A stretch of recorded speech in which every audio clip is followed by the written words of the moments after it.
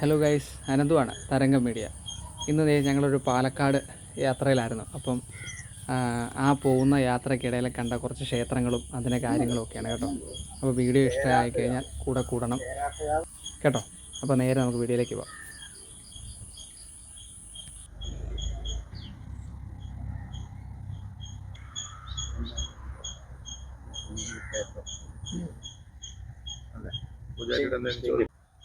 അപ്പോൾ ഗൈസ്, നമ്മൾ ഇതേണ്ട പാലക്കാടിലുള്ള യാത്രയ്ക്കിടയിലൊരു ക്ഷേത്രമാണ്. പണ്ട് കാലത്ത് ഇപ്പോഴത്തെ ജനറേഷനൊന്നും നമ്മൾ കണ്ടു കാണത്തില്ല. അങ്ങനെയുള്ള ഒരു ക്ഷേത്രം പേരാട്ടുകാവ് ദേവീക്ഷേത്രം എന്നാണ് അറിയപ്പെടുന്നത്. അപ്പം ഭദ്രകാളി ക്ഷേത്രമാണ്. അപ്പം ഇതിൻ്റെ ഐതിഹ്യങ്ങളോ കാര്യങ്ങളോ ഒന്നും നമുക്കറിയത്തില്ല. അപ്പം അകത്ത് തിരുമേനി ഉണ്ട്, നമുക്ക് ചോദിച്ചു നോക്കാം. അദ്ദേഹം എന്തെങ്കിലും ഇതിനെക്കുറിച്ച് പറയുമല്ലോ, നമുക്കറിയത്തില്ല. നമ്മൾ വേറൊരു വഴിക്ക് പോയ സമയത്ത് ഇത് കണ്ണിന് കാണാൻ പറ്റിയതാണ്. അപ്പം ക്ഷേത്രങ്ങളും അതിൻ്റെ ആചാരങ്ങളും ഒക്കെ എനിക്ക് പേഴ്സണലി ഇഷ്ടമായതുകൊണ്ട് ആ ക്ഷേത്രമായിട്ട് എന്തെങ്കിലും ഒന്ന് ചോദിച്ചറിയണമെന്നൊരാഗ്രഹം. അങ്ങനെ നിർത്തിയാണ്. നമുക്ക് നേരെ അകത്തേക്ക് പോകാം. നമ്മൾ ക്ഷേത്രത്തിനകത്ത് ഒന്ന് കയറി കേട്ടോ. ഇവിടെ നമ്മൾ തിരുമേനിയെ കണ്ടില്ല. പക്ഷേ ഞാൻ ഒന്ന് എടുത്തു പറയുന്നത്, പഴമയെ എപ്പോഴും നെഞ്ചോട് ചേർത്ത് പിടിച്ച് സംരക്ഷിക്കുകയും സ്നേഹിക്കുകയും ചെയ്യുന്ന മനുഷ്യരുള്ളൊരു നാടാണ് പാലക്കാട്. ഞാനത് എടുത്തു പറയാൻ കാരണം, പ്രകൃതിയോട് അത്രയേ ഇണങ്ങിച്ചേർന്ന് ക്ഷേത്ര ആചാരങ്ങളെ എപ്പോഴും ഉയർത്തിപ്പിടിച്ച് ജീവിക്കുന്ന മനുഷ്യരുള്ള ഏറ്റവും ഒരു നാടാണ് പാലക്കാട്.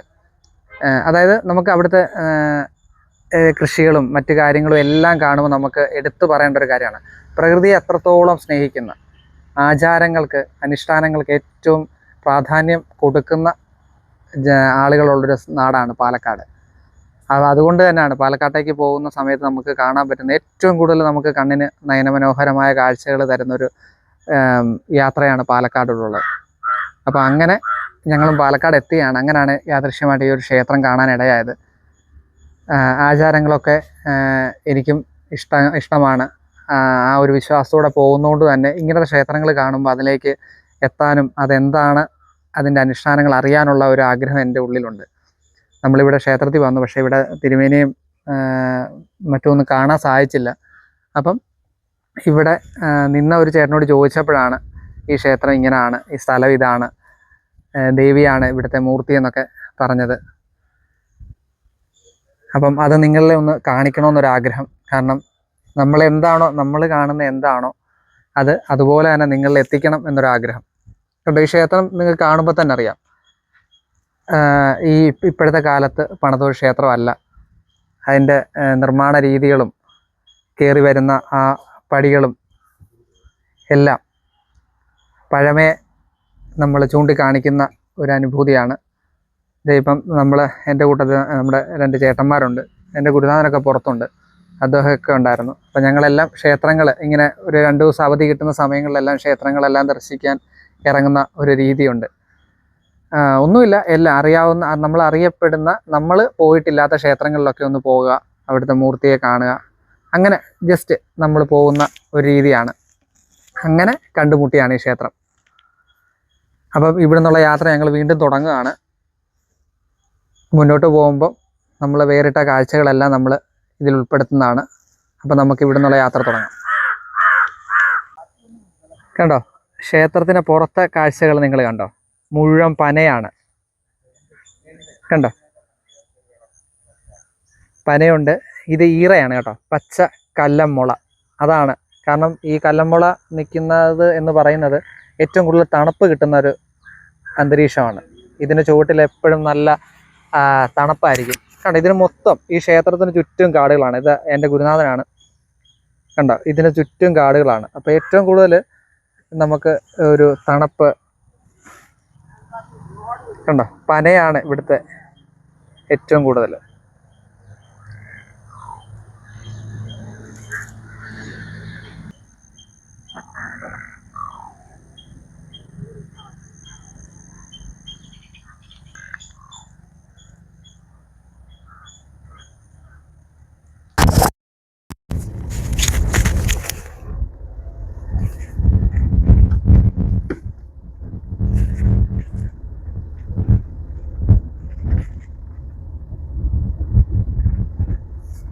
കൈസ് നമ്മുടെ മുന്നിൽ നിൽക്കുന്ന ഒരു ചായക്കട കണ്ടോ? നമ്മുടെ നാട്ടിലൊന്നും കാണാത്ത ഒരു രീതിയിലുള്ള ഒരു ചായക്കട കണ്ടോ? അത് എത്രത്തോളം ഭംഗിയായിട്ടാണ് അവരത് ഇപ്പോഴും കൊണ്ടു നടക്കുന്നതെന്നുള്ളത് ആ ചായക്കട കാണുമ്പോൾ പറയാം. ഓല മേഞ്ഞ ഒരു ചായക്കട നമ്മുടെ ഒന്നും നാട്ടിലില്ല കേട്ടോ. ഗൈസ്, നമ്മുടെ അടുത്ത യാത്ര എന്ന് പറയുന്നത് നമ്മൾ ആ ക്ഷേത്രത്തിൽ നിന്ന് ഇറങ്ങിയിട്ട് നമ്മൾ നേരെ പോകുന്നത് നമ്മുടെ പാലക്കാടുള്ള ഏറ്റവും പ്രസിദ്ധമായ കറുപ്പുസ്വാമിയുടെ ക്ഷേത്രത്തിലേക്കാണ്. എനിക്ക് അവിടുത്തെ ആചാരങ്ങളോ കാര്യങ്ങളോ ഒന്നും അറിയത്തില്ല. അപ്പോൾ ഒപ്പം എൻ്റെ ഗുരുനാഥനുണ്ട്.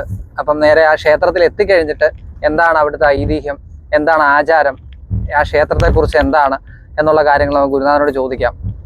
അപ്പം നേരെ ഞങ്ങൾ അതിലേക്കുള്ള യാത്രയിലാണ്. ആദ്യമായിട്ട് ആ ക്ഷേത്രത്തിൽ പോകുന്നതിനുള്ള ഒരു ത്രില്ലടിച്ചിരിക്കുകയാണ്. കാരണം കേട്ടറിവ് മാത്രമേ ഉള്ളൂ. ഇത്രയും ദൂരെ ഇങ്ങനെ പാലക്കാട് ഇങ്ങനെ ക്ഷേത്രം ഉണ്ടെന്നോ ഒക്കെ ആദ്യമായിട്ടാണ് അറിയുന്നത്. അപ്പോൾ അത് അറിയുന്ന കാര്യങ്ങൾ നമ്മുടെ കൂട്ടായ്മയിലുള്ള നിങ്ങളെ എല്ലാവരെയും ഒന്ന് അറിയിക്കണമെന്നുള്ള ആഗ്രഹം ഉള്ളതുകൊണ്ടാണ് നമ്മൾ പോകുന്ന വഴിയിലെ യാത്രകളും ആ കാണുന്ന കാഴ്ചകളെല്ലാം നമ്മൾ കാണിക്കുന്നത്. അപ്പം നമുക്ക് ക്ഷേത്രത്തിലേക്ക് എത്താം. എത്തിക്കഴിഞ്ഞിട്ട് ബാക്കി വിശേഷങ്ങൾ നമുക്ക് അവിടെ ചെന്നിട്ട് അറിയാം. ഈ ക്ഷേത്രം നമ്മൾ സ്ഥിതി ചെയ്യുന്നത് നമ്മുടെ കൊല്ലങ്കോടാണ് കേട്ടോ. പാലക്കാടുള്ള കൊല്ലങ്കോട് എന്ന് പറയുന്ന ഗ്രാമത്തിലാണ്. നമ്മുടെ കുട്ടനാട്ടിലൊക്കെ നമ്മൾ കാണുന്ന പോലെ ഗ്രാമം നമ്മൾ എടുത്തു പറയാറുണ്ട്. പക്ഷേ ശരിക്കും ഗ്രാമങ്ങൾ എന്ന് പറഞ്ഞാൽ അതിൻ്റെ ആ ഒരു തനിമ നിലനിർത്തുന്നത് ഈ പാലക്കാട് ഭാഗമാണ്. നിങ്ങൾക്കിപ്പോൾ ഈ ഇവിടുത്തെ ഓരോ വീടുകളും ഗ്രാമങ്ങളും ഇതപ്പോൾ മുന്നിൽ തന്നെ പോകുന്ന വാഹനങ്ങൾ തന്നെ ഇതൊക്കെ രാവിലെ ജോലി സംബന്ധമായിട്ട് പോകുന്ന ആൾക്കാരാണ്. പക്ഷേ കുട്ടനാട്ടിൽ കൂടുതലുണ്ട് എന്ന് പറഞ്ഞാലും പക്ഷേ കുട്ടനാട്ടിൽ നിന്നും കാണാതെ പോകുന്ന കൃഷി ഉപകരണങ്ങളാണ് നമ്മുടെ മുന്നിൽ ഇപ്പം മുന്നിൽ കൂടി പോയിക്കൊണ്ടിരിക്കുന്നത്. അതുകൊണ്ടാണ് ഞാൻ മുമ്പ് എടുത്തു പറഞ്ഞത്, തനിമകൾ എപ്പോഴും അവർ നെഞ്ചോട് ചേർത്ത് പിടിക്കുന്ന മനുഷ്യരുള്ളൊരു നാടാണ് പാലക്കാട്. ഇപ്പം നമ്മൾ പോകുന്നതും അതുപോലൊരു ഗ്രാമത്തിലേക്കാണ്. ഈ ക്ഷേത്രങ്ങൾ ഒരുപാട് സിനിമയുടെ ഷൂട്ടിങ്ങിനെല്ലാം നമുക്ക് കണ്ടിട്ടുള്ള ഒരു ക്ഷേത്രമാണ്. ഇപ്പോൾ മുന്നിൽ കാണുന്ന ഒരു ചായക്കടയാണ്. നമ്മുടെ നാട്ടിൻപുറത്തൊന്നും ഇതുപോലൊരു ചായക്കട ഇനി നമ്മുടെ ഈ ഒരു തലമുറയ്ക്ക് കാണാൻ പറ്റത്തില്ല. കണ്ടോ, നിങ്ങൾക്ക് മുന്നിൽ കാണാം. ഈ ഇതുപോലെ ഓലമേഞ്ഞ കുടിലുകളും ചായക്കടകളൊന്നും നമ്മുടെ ഇനിയുള്ള തലമുറയ്ക്ക് കാണാൻ സാധിക്കത്തില്ല. കാരണം അവർക്ക് ആ ഒരു ചിന്തകളോ അവരുടെ രീതികളെല്ലാം വേറിട്ട ചിന്തകളാണ്. അപ്പം ഈ ഒരു തനിമ ഇപ്പോഴും നിലനിർത്തി പോരുന്നു എന്നുള്ളതാണ് ഇവിടുത്തെ മനുഷ്യരുടെ ഏറ്റവും വലിയൊരു മേന്മ എന്ന് പറയുന്നത്. അത് നമുക്ക് കാണാൻ സാധിക്കുന്നുണ്ട്. അത് നിങ്ങളിലേക്ക് എത്തിക്കുക.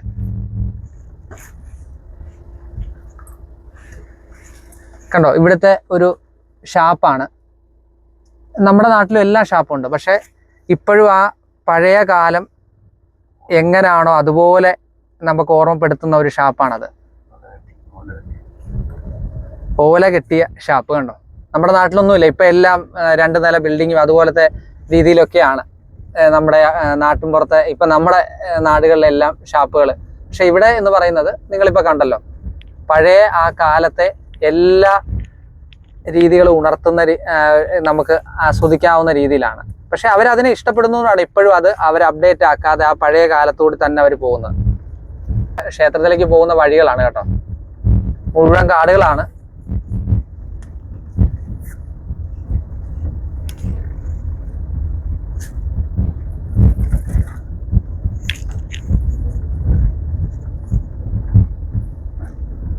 കേട്ടോ ഗൈസ്, ഇതാണ് ആ ക്ഷേത്രത്തിലേക്കുള്ള നമ്മുടെ വഴി കേട്ടോ. ചിങ്ങൻചിറ പ്രകൃതി ക്ഷേത്രം, അങ്ങനെ ഇതും കൂടി ഒരു പേരും കൂടി ക്ഷേത്രത്തിന് കിട്ടിയിട്ടുണ്ട്. കാരണം പ്രകൃതിയോട്ട് അത്രയും ഇടങ്ങിച്ചേർന്ന് നിൽക്കുന്ന ഒരു അമ്പലത്തിൻ്റെ അന്തരീക്ഷമാണ്. അതുകൊണ്ടാണ് കണ്ടോ, ഓലമേഞ്ഞ ഷെഡ് കണ്ടോ.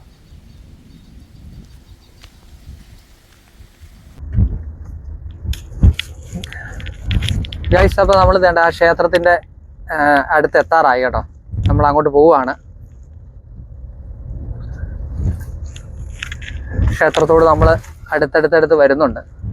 അപ്പോൾ ആ ക്ഷേത്രത്തിലേക്ക് പോകുന്ന വഴിയിലെ കാഴ്ചകളാണ് കേട്ടോ. ഇവിടുത്തെ വീടുകളെല്ലാം വ്യത്യസ്തമാണ്. നമ്മുടെ നാട്ടിലെ വീടുകളെ അപേക്ഷിച്ച് വളരെ വ്യത്യാസമാണ് ഇവിടുത്തെ വീടിൻ്റെ നിർമ്മാണ രീതിയാണെങ്കിലും. കണ്ടോ, കറുപ്പുസ്വാമി ആശ്രമമാണ്. അപ്പം ക്ഷേത്രത്തിലേക്ക് എത്തിക്കഴിഞ്ഞിട്ട് അതിൻ്റെ കൂടുതൽ വിശേഷങ്ങൾ പറയാം. ഇവിടുത്തെ മലകളും വഴികളും എല്ലാം കണ്ടോ.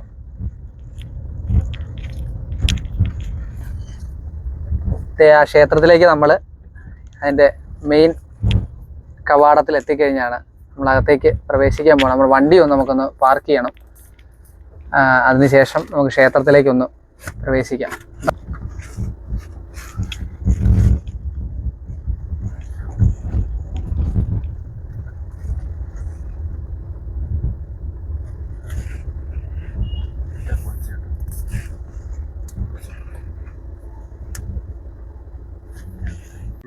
അപ്പോൾ അതെ ഗൈസ്, നമ്മളങ്ങനെ ഫൈനലി നമ്മുടെ ആ ക്ഷേത്രത്തിൽ, നമ്മൾ തേടിയെത്തിയ ക്ഷേത്രത്തിൽ എത്തിയിരിക്കുക കേട്ടോ. ഒരുപാട് സിനിമ ഷൂട്ടിങ്ങിന് ഈ ക്ഷേത്രത്തിൽ വന്നിട്ടുണ്ട്. നമ്മുടെ ഒടിയൻ, പെരുങ്കളിയാട്ടം, അങ്ങനത്തെ ഒരുപാട് ക്ഷേത്രങ്ങളിൽ ഇവിടെ സെറ്റ് ഉണ്ടായിരുന്നു കേട്ടോ. നമ്മൾ വരുന്നതിന് കുറച്ച് നാൾ മുമ്പ് അത് ദിവസങ്ങൾക്ക് മുമ്പ് അത് പൊളിച്ച് കളഞ്ഞു എന്നാണ് പറഞ്ഞത്. കണ്ടോ ആ ക്ഷേത്രങ്ങൾ കണ്ടോ? ഇവിടുത്തെ ഏറ്റവും വലിയ പ്രത്യേകത എന്ന് പറയുന്നത് എല്ലാ മത വിഭാഗത്തിലുള്ളവരും ഈ ക്ഷേത്രത്തിൽ വരുന്നുണ്ട്. ഇന്ന മതമൊന്നോ അങ്ങനെ ഒന്നുമില്ല. ഏത് നാനാ മതത്തിലുള്ളവർ ഈ ക്ഷേത്രത്തിൽ വരുന്നുണ്ട്. കാര്യസാധ്യത്തിനായിട്ട് അവർ വന്ന ആഗ്രഹങ്ങൾ സാധിച്ച് അവർ പോകാറുണ്ട്. ബാക്കി വിശദമായ കാര്യങ്ങൾ നമുക്ക് നമ്മുടെ ഗുരുനാഥനോട് ചോദിക്കാം. നിങ്ങൾ അതിൻ്റെ ഒരു ആംബിയൻസ് കണ്ടോ? മൊത്തത്തിലുള്ള ഒരു വലിയൊരു കാടിന് നടുക്ക് നേരിട്ട് തന്നെ. അപ്പോൾ ഗൈസ്, നമ്മളെ അകത്തേക്ക് കയറി. എന്നു വെച്ചാൽ കവാടോ കാര്യങ്ങളൊന്നുമില്ല കേട്ടോ. ഇവിടെ ഒരു മലബാര സമ്പ്രദായ പ്രകാരം പൂജ അനുഷ്ഠിക്കുന്ന ഒരു ക്ഷേത്രമാണ് കേട്ടോ. അപ്പോൾ നിങ്ങൾക്കിപ്പോൾ കാണാം, അവിടുത്തെ ആ ആലയിൽ തൊട്ടിൽ കാര്യങ്ങളെല്ലാം ഉണ്ട്. നമുക്ക് വിവാഹമൊക്കെ കഴിഞ്ഞിട്ട് കുഞ്ഞുങ്ങൾ കാര്യങ്ങളൊക്കെ ഇല്ലാതെ ബുദ്ധിമുട്ടുന്നവരൊക്കെ ഇവിടെ വന്ന് ഒരുപാട് വഴിപാടുകൾ ചെയ്യാറുണ്ട്. അപ്പോൾ അതൊക്കെ ആയിരിക്കും, അതിൻ്റെയൊക്കെ ആചാരപ്രകാരമായിരിക്കും തൊട്ടിലൊക്കെ കെട്ടിയിരിക്കുന്നത്. നമുക്ക് എന്താണ് എന്നുള്ളത് നമുക്ക് ഗുരുനാഥനോട് ചോദിക്കണം. പിന്നെ ഇവിടുത്തെ ആരെങ്കിലും കാണുവാണെങ്കിൽ നമുക്ക് അവരോട് ഡീറ്റെയിൽ ആയിട്ട് ചോദിക്കണം. എന്താണ്, നമുക്ക് അകത്തേക്കൊന്ന് കയറാം.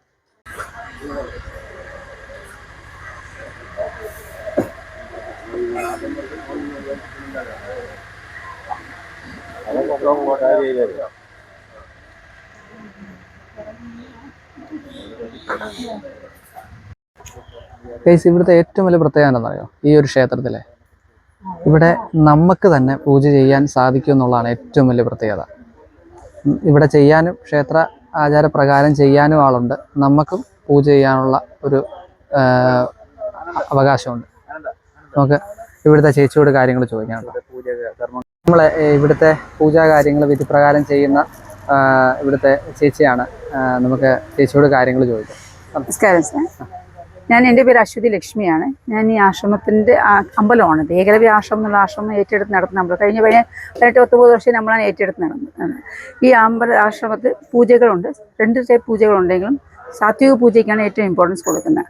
കാരണം സാത്വിക പൂജ നിങ്ങൾക്ക് തട്ടം നൈവേദ്യം, പിന്നെ കുട്ടികളില്ലാത്തവർ കുട്ടികളെ തൊട്ടിൽ വാങ്ങിച്ചു വയ്ക്കുക, വീടില്ലാത്തവർ വീട്, കാർ, അങ്ങനെ പല പല കാര്യങ്ങൾ നേർച്ചകളുണ്ട്. അതിനപ്പുറം ഇത് എല്ലാ ഞായറാഴ്ചയും സർവ്വ ദുഃഖ നിവാരണ പൂജയാണിത്. കാരണം എല്ലാ ദുഃഖം, അതേപോലെ നവഗ്രഹ പൂജയും കൂടെ ഒരുമിച്ച് ചെയ്യുന്ന ഒരു പൂജയാണ് ഇത്. എല്ലാ പ്രയാസങ്ങളും മാറി കിട്ടാനുള്ള ഒരു ഇതാണ്. പിന്നെ ഈ പൂജ നമ്മൾ ചെയ്യുന്നതിന് എല്ലാ ഞായറാഴ്ച ചെയ്യുന്നത്, എല്ലാ ഞായറാഴ്ച 8 മണി തൊട്ട് 8:30 മണിക്കകത്ത് ചെയ്യും. അന്ന് എല്ലാ ദിവസവും എല്ലാ ഞായറാഴ്ച രാവിലെ ഒരു അന്നദാനം കൂടെ ഉണ്ട്.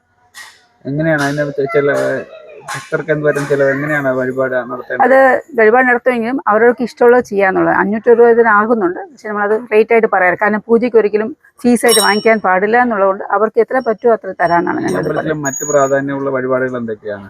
ഇതാണ് മെയിൻ. പിന്നെ അഥർവ പൂജ എന്ന് പറഞ്ഞാൽ ആട് കോഴിയുടെ ഒരു ഇതുണ്ട്. അതിന്റെ പ്രശ്നം ഇവിടെ വർക്ക് ചെയ്യുന്നവർക്കും ഇവിടെ വരുന്നവർക്കും വരാതിരിക്കാനാണ് ഈ പൂജ. ഞങ്ങൾ പ്രശ്നം വെച്ച് നോക്കിയപ്പോൾ ഈ പൂജ ചെയ്താൽ അതിന്റെ പ്രശ്നം മാറാൻ, കാരണം അതിന്റെ ഒരു ശാപം പോലെ വരാതിരിക്കാനാണ് ഈ പൂജകളെല്ലാം നമ്മൾ നേരിട്ട് ഭക്തർ വന്നിട്ട് ഒന്ന് ചെയ്യാനേ ഉള്ളൂ. അതെങ്ങനെയാണ് അവിടെ ചെയ്തു വരുന്ന രീതികളെന്ന് പറയാമോ? അഥർവ പൂജകളെ പറ്റി എനിക്ക് ഒട്ടുമേ അറിഞ്ഞുകൂടാത്ത കാര്യം. കാരണം ഞാൻ പ്യൂർലി വെജിറ്റേറിയൻ ആണ്. ഈ പൂജ മാത്രമേ ഞാൻ അന്നും ഇന്നും കോൺസെൻട്രേറ്റ് ചെയ്തിട്ടുള്ളൂ.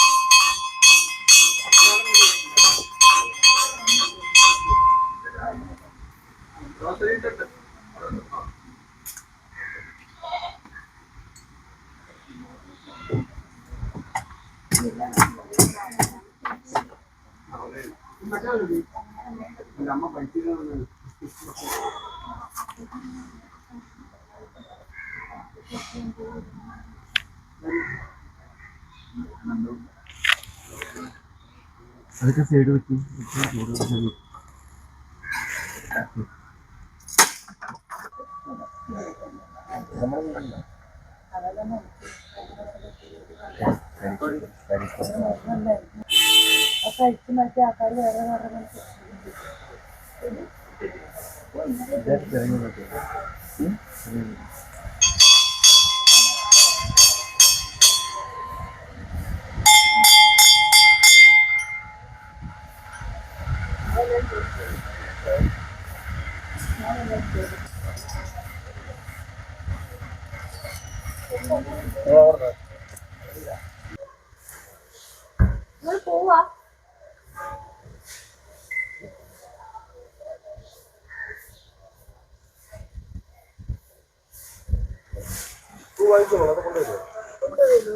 ഗൈസ്, നമ്മൾ ഈ കാണുന്നത് ഈ കോഴി, ആട് എന്നൊക്കെ പറയുന്നത് നമുക്ക് വരുന്ന ദോഷങ്ങളെല്ലാം മാറാൻ വേണ്ടി ഇവിടുത്തെ ഭഗവാന് നമ്മൾ വഴിപാടായിട്ട് കൊടുക്കുന്ന രീതികളാണ് കേട്ടോ. പിന്നെ കൊല്ലുവോ കാര്യങ്ങളോ ഒന്നുമില്ല.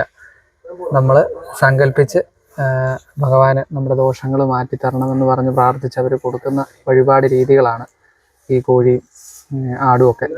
ഇതിനെ അവർ ആവാഹിച്ച് ഇവിടെ തന്നെ അവർ വളർത്തുകയാണ്. മറ്റ് രീതിയിലുള്ള കൊല്ലുവോ അങ്ങനത്തെ കാര്യങ്ങളൊന്നുമില്ല. ഇവിടെ നമ്മുടെ ദോഷങ്ങൾ മാറണമെന്ന് പറഞ്ഞ് സങ്കല്പിച്ച് കൊടുക്കുകയും അതിനെ ഇവിടെ അതിൻ്റെ ഇഷ്ടത്തിന് അത് ഈ ക്ഷേത്രത്തിൻ്റെ പരിസരത്ത് നടന്ന് വളർത്തുകയും ചെയ്യുന്നതാണ് കേട്ടോ. കണ്ടോ, അവരൊക്കെ രാവിലത്തെ ഭക്ഷണ രീതികളൊക്കെ കഴിഞ്ഞിട്ട് അവർ കിടക്കുക കേട്ടോ. കണ്ടോ, ഒരാൾ തലപൊക്കി നോക്കി, ആരാണ് വീണെടുക്കുന്നതായിരിക്കും കേട്ടോ. കണ്ടോ, അവരാ ക്ഷേത്ര അങ്കണത്തിൽ ഇങ്ങനെ അവരുടേതായ രീതിയിൽ അവരിങ്ങനെ കിടക്കുക കേട്ടോ.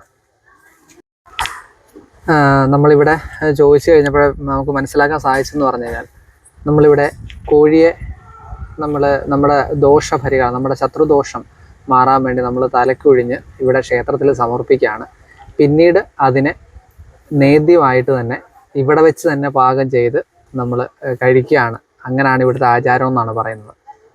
നമ്മുടെ നമ്മളിലുള്ള ഏതൊരു മനുഷ്യനും ഉണ്ടാകുന്ന ദോഷ പരിഹാരങ്ങൾ അത് വിട്ടുപോകാൻ വേണ്ടി നമ്മൾ ഇവിടുത്തെ ഭഗവാൻ, ഇവിടുത്തെ മൂർത്തിക്ക് നമ്മളത് തലയ്ക്കൊഴിഞ്ഞ് നമ്മൾ ഈ ക്ഷേത്രത്തിൽ തന്നെ സമർപ്പിക്കുകയാണ് കോഴിയെ.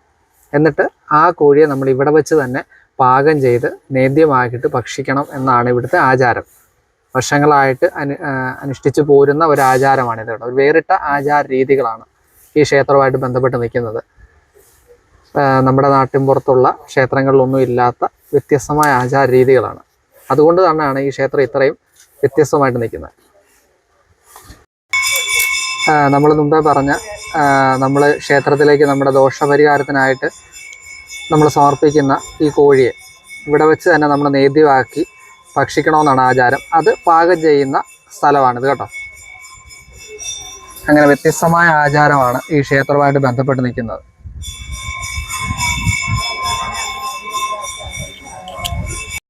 ചേട്ടാ, നിങ്ങൾ നേരത്തെ ഇങ്ങനെ ഈ ക്ഷേത്രവുമായിട്ട് ബന്ധപ്പെട്ട് ഈ ആചാരപ്രകാരം ഇങ്ങനെ വഴിപാടുകൾ നടത്തുന്നതാണ്. അപ്പൊ എന്താണ് നിങ്ങളുടെ എന്ത് കാര്യസിദ്ധിക്കാണോ നമ്മുടെ കാര്യം നമ്മൾ മുടങ്ങി കിടന്നത് എന്താണ് പറഞ്ഞാൽ അത് ചെയ്യുന്നത്? ഇങ്ങനെ ഈ ക്ഷേത്രങ്ങളിൽ വന്ന് ഈ ക്ഷേത്രത്തിൽ വന്ന് ഈ ആചാരം നമ്മൾ ഈ വഴിപാട് നേർന്നിട്ടുണ്ട്. അപ്പം നമുക്ക് കാര്യം സാധിച്ചു കഴിയുമ്പോ ഇവിടെ വന്ന് ഈ ഭഗവാന്റെ മുന്നിൽ വന്ന് ഇങ്ങനെ അത് നമ്മൾ കാര്യം സാധിച്ചിട്ട് തന്നെ വന്ന് ചെയ്യുന്നത്. അങ്ങനെ ഒരുപാട് വ്യത്യസ്തമായ ഒരു വഴിപാട് രീതിയാണ് അല്ലേ? അപ്പൊ ഒരുപാട് ദൂര സ്ഥലങ്ങളിലൊക്കെ ഇങ്ങനെ എത്താറുണ്ട്. ഇതിന്റെ ക്ഷേത്ര ജനങ്ങൾക്കും കൊടുക്കും അല്ലേ? അത് നമ്മൾ മറ്റേ ആൾക്കാർ നമ്മൾ പുറമേയുള്ള ആൾക്കാർക്കും കൊടുക്കും. നമ്മൾ കൂടുതൽ വരുന്നവർ കഴിച്ചിട്ട് അങ്ങനെ വെച്ചിട്ട് തന്നെ എല്ലാം. അപ്പം നമ്മള് ഭഗവാന് സമർപ്പിക്കുന്ന ഈ കോഴിയാണെങ്കിലും എന്താണെങ്കിലും അത് ഇവിടെ വെച്ച് ഈ മണ്ണിൽ വെച്ച് തന്നെ പാകം ചെയ്ത് നമ്മൾ ഇവിടെ തന്നെ കഴിച്ച് അത് ഭഗവാന് നേർച്ചയായിട്ട് കൊടുക്കുകയും ചെയ്യണം. ഇവിടെ വരുന്ന ഭക്ഷണം എല്ലാവർക്കും കൊടുക്കും. ഭക്തജനങ്ങൾ വെച്ചേർക്കുന്ന അതായത് ഭക്ഷണ സാധനങ്ങൾ പങ്കുവെച്ച് കൊടുക്കുക, അതാണ് അല്ലേ? അപ്പം അങ്ങനെ സ്ഥിരമായിട്ട് ഇങ്ങനെ ചേട്ടൻ ഇവിടെ വരാറുള്ളതാണോ? ഇല്ല, ഇടയിൽ ഇങ്ങനെ ഓക്കെ. ലീവുള്ള ടൈമുകളിൽ വരും. എവിടെ ചേട്ടൻ നാട്? എന്റെ വീട് അവിടെ തന്നെയാണ്, ഇവിടെ അടുത്ത് തന്നെ. ശരി ചേട്ടാ, ഓക്കെ, നന്ദി. അപ്പോൾ ഗൈസ്, നമ്മൾ വേണ്ട ഈ ക്ഷേത്രത്തിൽ നിന്ന് നമ്മൾ അവിടുത്തെ ആചാരങ്ങളും കാര്യങ്ങളും എല്ലാം കണ്ടും കേട്ടും എല്ലാം അറിഞ്ഞതിന് ശേഷം നമ്മളും വഴിപാടും കാര്യങ്ങളെല്ലാം ഇവിടുത്തെ ഭഗവാന് സമർപ്പിച്ച് നമ്മൾ ഇറങ്ങുവാണ്. ഇത് ഞാൻ എടുത്തു പറയുന്നത് മലബാര സമ്പ്രദായ പ്രകാരമുള്ള ആചാര രീതികളാണ്. ഇവിടെ പൂജ ചെയ്യുന്നവരും ഇവിടെ വരുന്നവരെല്ലാം മത്സ്യമാംസങ്ങൾ കഴിക്കുന്നവരാണ്. ഇവിടുത്തെ വഴിപാട് രീതികളും അങ്ങനെ തന്നെയാണ്. അതുകൊണ്ടാണ് ഇത് എടുത്തു പറയുന്നത്. അപ്പം ഇവിടെ നമ്മൾ ചടങ്ങെല്ലാം കഴിഞ്ഞ് നമ്മൾ ഇറങ്ങി. അപ്പം ഇവിടെ ഞങ്ങൾ വന്നു കഴിഞ്ഞപ്പോൾ ഇവിടെ ചന്ദ്രേട്ടൻ്റെ ചായക്കട എന്ന് പറഞ്ഞ് കൊല്ലങ്കോട്ട് ഏറ്റവും ഫേമസ് ആയിട്ടുള്ള, അതായത് ഒരു നാടൻ രീതിയിലുള്ള ഭക്ഷണങ്ങൾ കിട്ടുന്നതും ഒരു ഗ്രാമീണ സൗന്ദര്യം നിലനിൽക്കുന്ന അന്തരീക്ഷമുള്ള ഒരു കട. അപ്പോൾ അതിവിടെ നമ്മൾ വന്നപ്പോൾ അറിയാനിടയായി. അപ്പോൾ ഞങ്ങൾ നേരെ ഞങ്ങളുടെ രാവിലത്തെ ഭക്ഷണം ഒന്നും നമ്മൾ കഴിച്ചിട്ടില്ല. അപ്പോൾ നമ്മൾ നേരെ അങ്ങോട്ട് പോവുകയാണ്. അപ്പോൾ അവിടെ എന്തൊക്കെയാണ് വിഭവങ്ങളെന്നോ അവിടുത്തെ രീതികൾ എന്തൊക്കെയാണെന്നൊന്നും അറിയത്തില്ല. അപ്പോൾ നേരെ നമുക്കിനി അവിടുത്തെ ചായക്കടയിലോട്ട് ചെന്നിട്ട് അവിടുത്തെ വിശേഷങ്ങളും കാര്യങ്ങളും ഒക്കെ അറിയാം. ഓക്കെ, ഞങ്ങളിത് അങ്ങോട്ട് ഇറങ്ങി. അങ്ങോട്ട് പോകുന്ന വഴികളാണ്. സൂര്യൻ ഉദിച്ച് അതിൻ്റെ ചൂട് കൂടി വരുന്നതനുസരിച്ച് പ്രകൃതിയുടെ ഭംഗിയും കൂടി വരികയാണ്. നമുക്കിത് നമ്മൾ വന്ന വഴിയും നമ്മൾ തിരിച്ചു പോകുന്ന സമയത്തെ വഴികളും നിങ്ങൾക്ക് കാണുമ്പോൾ അറിയാം. കണ്ടോ, ഇത്രയും മനോഹരമായ കാഴ്ചകൾ നമ്മൾ ഒരിക്കലും പ്രതീക്ഷിച്ചില്ല എന്നുള്ളതാണ് സത്യം. ഞാൻ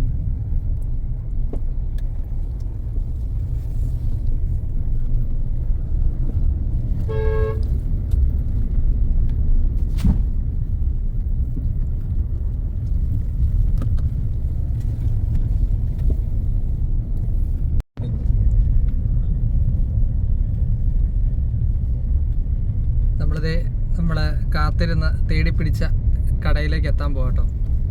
നമ്മുടെ ചന്ദ്രചേട്ടൻ്റെ ചായക്കട. എൻ്റെ ഈ ഒരു വെയിറ്റ് ഷർട്ട് കണ്ടോ, നമ്മുടെ ഒന്നും നാട്ടിൽ ഇപ്പം ഇതുപോലത്തെ ഒരു കാത്തിരിപ്പ് പുര എന്ന് വേണേൽ പറയാം. നമ്മുടെ ഈ ഒരു യുഗത്തിൽ ഇപ്പോഴത്തെ ജനറേഷനിൽ നമ്മുടെ നാട്ടിൽ കാണാൻ സാധിക്കത്തില്ല. ഇനി ഒരിക്കലും കിട്ടാത്ത ഒരു രീതികളൊക്കെയാണ് ഇവിടെ നമുക്ക് കാണാൻ സാധിക്കുന്നത്. കാരണം അത്രയും പഴമയാണെങ്കിലും അവരതിനെ കാത്തു സൂക്ഷിക്കുന്നുള്ളതാണ് ഏറ്റവും വലിയ ഒരു സന്തോഷം. നമ്മളിത് അങ്ങനെ ചായക്കടയിൽ എത്തിയിട്ടുണ്ട്. ഇതാണ് കേട്ടോ നമ്മുടെ കാത്ത് നമ്മളെത്തിയ ചന്ദ്രേട്ടൻ്റെ ചായക്കട കൊല്ലങ്കോട്. നമുക്ക് ഇതിൻ്റെ അകത്തെ വിശേഷങ്ങളും കാര്യങ്ങളൊക്കെ നമുക്കറിയാം കേട്ടോ. നിങ്ങളത് കണ്ടോ, ആ കടയുടെ ഒരു ആംബിയൻസ് കണ്ടോ, ഓലമേഞ്ഞ ഒരു ചായക്കട. നമ്മുടെ നാട്ടിലൊന്നും എൻ്റെ നാട്ടിലൊന്നും ഇല്ല കേട്ടോ. എൻ്റെ ഒറ്റ വീഡിയോ പോലും നിങ്ങൾ കണ്ടിട്ടുമില്ലല്ലോ ഗൈസ്. കണ്ടോ, പൊറോട്ട അടിക്കുന്ന കല്ല കേട്ടോ. ഞാനിതൊക്കെ ആദ്യമായിട്ടാണ് കാണുന്നത് കേട്ടോ. കാരണം എനിക്കിതൊക്കെ വലിയൊരു പുതുമയാണ്.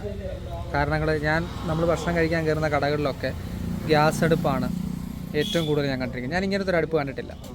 കാരണം ഈ പാലക്കാട് ജില്ലയിലേക്ക് കയറി കഴിഞ്ഞപ്പോഴാണ് ഏറ്റവും കൂടുതൽ കണ്ടിരിക്കുന്നത് വിറകടുപ്പാണ്. ഇവിടെ ഏറ്റവും കൂടുതൽ കണ്ടിരിക്കുന്ന വിറകടുപ്പാണ്. കണ്ടോ, അതൊക്കെ ഒരു പുതുമയാണ്. എന്നെ സംബന്ധിച്ച് എനിക്കൊരു ഏറ്റവും വലിയ പുതുമയാണ് വിറകടുപ്പ് കൊണ്ട് ആഹാരം പാകം ചെയ്യുന്ന ഒരു സ്ഥലം. അപ്പോൾ അവർ എത്രത്തോളം പ്രകൃതിയിൽ നിന്ന് കിട്ടുന്ന കാര്യങ്ങൾ കൊണ്ട് ജീവിത കാര്യങ്ങൾ മുന്നോട്ട് കൊണ്ടുപോകുന്നുള്ളതാണ് ഏറ്റവും വലിയ ഒരു നമ്മൾ ചിന്തിക്കേണ്ട കാര്യം. അപ്പം ഇവിടെ ഈ ഗ്യാസും കാര്യങ്ങളും ഒന്നും ഇല്ലെങ്കിൽ കൂടി ഇവർ നല്ല ഭംഗിയായിട്ട് ഇവരുടെ ജീവിതങ്ങൾ മുന്നോട്ട് കൊണ്ടുപോകുന്നുള്ള ഏറ്റവും വലിയ തെളിവാണിത്. കണ്ടോ, തനതായ രീതിയിൽ വിറകടുപ്പിനകത്ത് കണ്ടോ, ഇത് നമ്മൾ ചൂട് കുറയ്ക്കുന്നതാണ്. കല്ലിപ്പോൾ നല്ലപോലെ ചൂടായി കിടക്കുകയാണ്. അപ്പം നമ്മളിപ്പോൾ അതിൽ ദോശ ഇട്ടാലും പൊറോട്ട ഇട്ടാലും അത് കരിഞ്ഞു പോകും. അതുകൊണ്ട് വെള്ളം ഒഴിച്ച് അതിൻ്റെ ചൂട് അവർക്കറിയാം. അത് കുറച്ച ശേഷം എണ്ണ ഇടുന്നു. അതിന് ശേഷം പൊറോട്ട അടിക്കുന്നുണ്ട്. അത് ആ ചൂട് കല്ലിലേക്ക് ഇപ്പോൾ ഇടും. കണ്ടോ, അതിങ്ങനെ കിടന്ന് നല്ല അടിപൊളിയായിട്ട് മൊരി.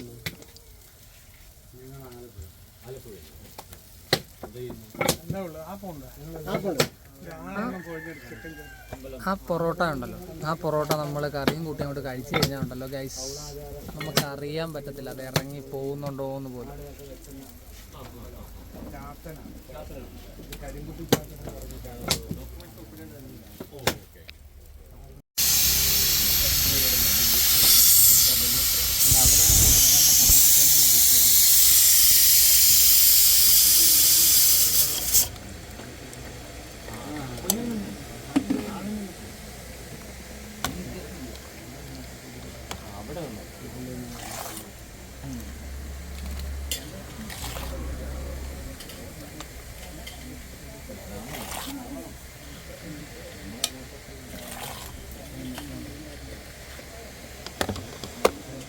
അപ്പോൾ ഗൈസ് ഇതേ നമ്മൾ ചന്ദ്രേട്ടൻ്റെ ചായക്കടയിൽ നിന്ന് നമ്മൾ ഇറങ്ങും കേട്ടോ. ഭക്ഷണമൊക്കെ കഴിച്ചു. നമ്മൾ വെജാണ് കഴിച്ചത്, അതുകൊണ്ടാണ് നമ്മളെ കാണിക്കാറുണ്ട് കേട്ടോ. അപ്പോൾ നമ്മൾ ഇവിടുന്ന് യാത്ര തുടങ്ങുകയാണ്. ഇവിടെ ഒരു ആശ്രമം ഉണ്ടെന്ന് പറഞ്ഞു. ജസ്റ്റ് നമുക്ക് അവിടെയും കൂടി കയറി അവിടുത്തെ വിശേഷങ്ങൾ അറിയാം. ഓക്കെ ഗൈസ്, അപ്പോൾ നമ്മൾ ഇതേടെ നമ്മുടെ ആശ്രമത്തിലേക്ക് പോവാം കേട്ടോ. ഇത് ശരിക്കും പറഞ്ഞാൽ നമ്മുടെ ഒരു കാനനപ്പാതയെന്ന് വേണേൽ പറയാം കേട്ടോ. മൊത്തം കാട്, ടാറിങ് ഒന്നും ഇല്ല കേട്ടോ. ഒരു അവിടത്തേക്കുള്ള ആശ്രമത്തിലേക്കുള്ള ആൾക്കാർ തന്നെ റെഡിയാക്കി എടുത്തൊരു വഴിയാണ് കണ്ടോ. നിങ്ങൾക്ക് കാണാം, ചുറ്റും കാടെന്ന് വേണേൽ പറയാം കണ്ടോ. അതിലൂടെ ഞങ്ങൾ പോവാണ്. അപ്പം ആശ്രമമൊക്കെ കേട്ടറിവേ ഉള്ളൂ. നമ്മൾ ഭക്ഷണം കഴിക്കാൻ നിന്നപ്പോൾ അവിടെ കണ്ടൊരു ചേട്ടൻ പറഞ്ഞിട്ട് നമ്മൾ അവിടോട്ട് പോവാണ്. ചെന്ന് കഴിയുമ്പോൾ നമുക്ക് അവിടുത്തെ കാര്യങ്ങൾ നോക്കാം എന്താണെന്ന്. സിദ്ധ ആശ്രമം എന്നാണ് അതിന്റെ പേര് കേട്ടോ. ഗൈസ്, അപ്പോൾ അതെ നമ്മൾ ആ ആശ്രമത്തിന്റെ ഫ്രണ്ടിലെത്തി കേട്ടോ. തത്വമസി എന്നൊക്കെ പറഞ്ഞ് അവിടെ എഴുതിയിട്ടുണ്ട് കേട്ടോ. നീ ആകുന്നു എന്നാണ് അതിൻ്റെ അർത്ഥം. അപ്പോൾ നമ്മൾ ഇതേണ്ട ആശ്രമത്തിലേക്ക് പോവുകയാണ്. നമ്മൾ ഭക്ഷണം കഴിക്കുന്ന അവിടെ വെച്ചാണ് ഒരു ആശ്രമത്തിലെ റിസർച്ച് നടത്തുന്ന 2 പേര് നമ്മളെ ക്ഷണിക്കുകയുണ്ടായി. അങ്ങനെയാണ് നമ്മൾ അങ്ങോട്ട് വരുന്നത്. അപ്പം ഒരു വേറിട്ട അനുഭവം കേട്ടോ. മുഴുവൻ നല്ല തണുപ്പ് നിറഞ്ഞ ഒരു അന്തരീക്ഷമാണ് കണ്ടോ. മാവാണ് വെച്ചിരിക്കുന്നത്. മാവെന്ന് പറയുമ്പോൾ തന്നെ ഒട്ടുമിക്ക ആൾക്കാർക്കും അറിയാം, ഒരു തണുപ്പിനെ പ്രൊഡ്യൂസ് ചെയ്യുന്ന ഒരു വൃക്ഷമാണ്. അതിൻ്റെ തൊട്ട് പുറയിലായിട്ട് നമ്മുടെ കുട്ടനാടൻ നെൽപ്പാടം എന്ന് വേണം വിശേഷിപ്പിക്കാം. എന്നാൽ കുട്ടനാടല്ല കേട്ടോ. നമ്മുടെ കുട്ടനാട്ടുകാർ കൃഷി ചെയ്യുന്നതിനേക്കാളും മനോഹരമായിട്ട് കാറ്റത്ത് ആടി ഉലഞ്ഞു നിൽക്കുന്ന നെൽമണികൾ പാടം. അപ്പോൾ നമ്മൾ വേണ്ട ആശ്രമത്തിലേക്ക് കയറും കേട്ടോ. ഒരു മാടം പോലെ സെറ്റ് ചെയ്തിരിക്കുന്നതാണ് കേട്ടോ.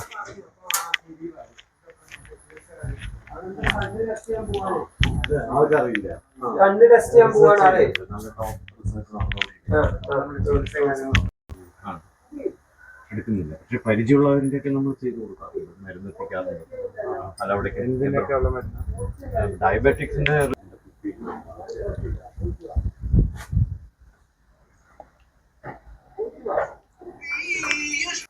ഗൈസ്, നമ്മളിത് ആശ്രമത്തിന്റെ മേളിൽ നിന്നുള്ള ഒരു വ്യൂ ആ കേട്ടോ. നമ്മൾ മേളിലോട്ട് കയറി നിൽക്കുകയാണ്. എന്ത് അടിപൊളി വൈബാന്ന് നോക്കി കണ്ടോ. വേറൊരു അന്തരീക്ഷമാണ്. നമ്മൾ ടൗണിൽ നിന്നൊക്കെ വിട്ട് ഇതുപോലുള്ള ഗ്രാമ അന്തരീക്ഷത്തിലൊക്കെ വന്ന് നിൽക്കുമ്പോൾ നമുക്ക് അനുഭവിക്കാൻ പറ്റുന്നൊരു ഫീലിങ്സ് ഉണ്ട്. നമ്മൾ ശ്വസിക്കുന്ന വായു എല്ലാം അങ്ങനെ എണ്ണി പറയുകയാണെങ്കിൽ എല്ലാം വേറിട്ട് നിൽക്കുന്നൊരു അനുഭവമാണ്. പ്രകൃതിയോട് അത്രയും ഇഴുകിച്ചേരാൻ പറ്റുന്നൊരു അന്തരീക്ഷം ഉണ്ടോ. ഞാൻ നിങ്ങളൊരു കാര്യം സൂം ചെയ്ത് കാണിച്ചു തരാം. എത്രത്തോളം ക്ലിയർ ആവുമെന്ന് എനിക്കറിയില്ല കേട്ടോ. കണ്ടോ, ആ മലയുടെ മേളിൽ നിന്ന് വെള്ളം ഒഴുകി വരുന്നൊരു ഇതാണ് കേട്ടോ. ഒത്തിരി ലോങ് ആണ് കണ്ടോ. എന്ത് ഭംഗിയാന്ന് നോക്കിയേ കണ്ടോ. നിങ്ങൾക്ക് വീഡിയോ കാണാൻ പറ്റും. ഇത്രയേ ഉയരത്തിൽ നിന്ന് വന്ന് മലയുടെ മേളിൽ ഉത്ഭവിക്കുന്ന ഏതോ ഒരു നദിയുടെ പേരോ കാര്യങ്ങളോ ഒന്നും എനിക്കറിയില്ല. അത് ഇത്രയും മലകളെ തഴുകി അത് ഈ ഭാഗത്ത് വന്ന് പതിക്കുമ്പോഴും അതിൻ്റെ നിറത്തിലോ ഒന്നും മാറ്റമില്ല. കാരണം അത്രയും പ്യുവറാണ് ആ ജലം എന്നുള്ളതാണ് അതിൻ്റെ ഏറ്റവും വലിയ തെളിവ് കണ്ടോ. അത് വീണ്ടും കൈവഴിയായിട്ട് താഴേക്ക് ഒഴുകി വരുന്നു കണ്ടോ. അങ്ങനെ എല്ലാം മനോഹരമായ കാഴ്ചകൾ. അപ്പോൾ ഗൈസ്, എല്ലാ കാഴ്ചകളും കഴിഞ്ഞ് ഞങ്ങൾ തിരിച്ച് നാട്ടിലേക്ക് മടങ്ങുകയാണ്. അപ്പോൾ വീഡിയോ ആദ്യമായിട്ടാണ് കാണുന്നതെങ്കിൽ എല്ലാം ലൈക്ക് ചെയ്യണം, ഷെയർ ചെയ്യണം. അടുത്ത വീഡിയോ ആയിട്ട് കാണുന്നവരെ ബൈ.